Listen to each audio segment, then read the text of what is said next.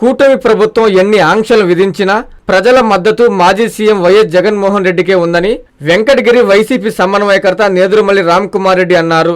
తిరుపతి జిల్లా వాకాడు మండలంలోని తన నివాసంలో నేదురుమల్లి మీడియా సమావేశం నిర్వహించి మాట్లాడారు. నెల్లూరు జిల్లాలో విషమ సంస్కృతికి టీడీపీ నాయకులు తెరలేపారని విమర్శించారు. ప్రసన్న కుమార్ రెడ్డి ఇంటిపై దాడి చేశారని ఫిర్యాదు చేసినా ఇప్పటి వరకు కేసులు నమోదు చేయకపోవడం దారుణమన్నారు. న్యాయస్థానాన్ని ఆశ్రయిస్తున్నామని చెప్పారు. అధికారం ఎప్పుడు శాశ్వతం కాదని, త్వరలో వచ్చేది వైసీపీ ప్రభుత్వమేనని ఆయన ధీమా వ్యక్తం చేశారు. ఆయన వెంట కోట, వాకాడు మండలాల వైసీపీ నాయకులు, కార్యకర్తలు ఉన్నారు. వీడియోలో చూసాం. అంటే చాలా తెలివిగా వచ్చి రాగానే సీసీటీవీలు పగలగొట్టడం, ఉన్న రికార్డింగ్ బాక్స్ కూడా తీసుకుని పోయారు. చాలా ప్లాంట్ గా, పద్ధతిగా ప్రసన్న కుమార్ రెడ్డిని అంతం చేయాలి అనే ఉద్దేశంతోనే వచ్చినట్టు చాలా స్పష్టంగా కనబడుతుంది.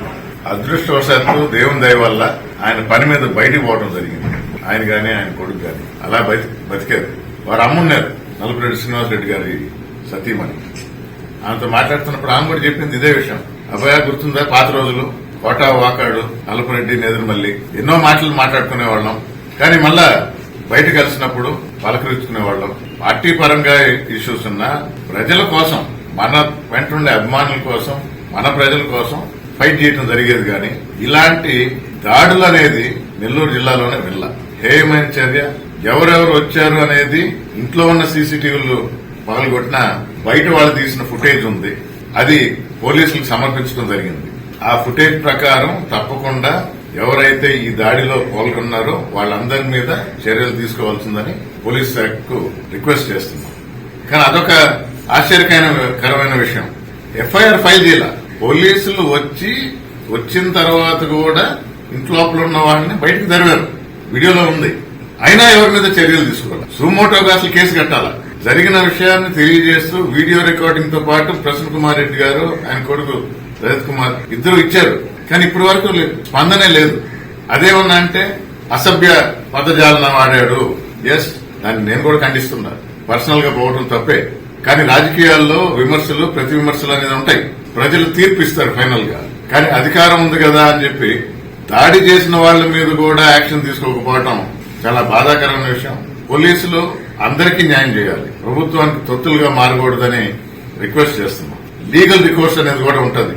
అంటే ఒక పీరియడ్, కూలింగ్ ఆఫ్ పీరియడ్ అంటారు. ఆ పీరియడ్ అయిన తర్వాత పోలీసులు గారు యాక్షన్ తీసుకోకపోతే లీగల్ గా కోర్టు ద్వారా తప్పకుండా ఈ హేయమైన చర్యకు దిగిన వాళ్ల మీద శిక్ష వాళ్ళు అనుభవించక తప్పదు. పోలీసులు కూడా అప్పుడు కోర్టు ఆర్డర్ ప్రకారం చేయాల్సి వస్తుందని ఆ లీగల్ రికోర్స్ కూడా మేము పార్టీ తరఫున మేము సంసిద్దమై ఉన్నాం. Avenue senior secondary school CBSE 8 years of academic excellence తో దిగ్విజయంగా నడుపుతున్న విద్యా సంస్థ. 2025-26 విద్యా సంవత్సరం నుండి MPC, BPC, MEC కోర్సులు ప్రారంభం. విద్యార్థులకు మరింత నాణ్యమైన విద్యను అందించడానికి 36 సంవత్సరాల సుదీర్ఘ అనుభవం ఉన్న ఆకాష్ ఎడ్యుకేషనల్ ఇన్స్టిట్యూషన్ వారి సౌజన్యంతో JEE, మెయిన్, అడ్వాన్స్డ్ కోచింగ్ ఇవ్వబడుతుంది. IIT, NIT మరియు టాప్ యూనివర్సిటీస్ లో సీట్స్ సంపాదించుటకు ఆల్ ఇండియా లెవెల్ లెక్చరర్స్ చే బోధించబడును. Admissions open from nursery to +2. Avenue senior secondary school CBSE, Prashanti Nagar, Brahmanandapuram, Nellore.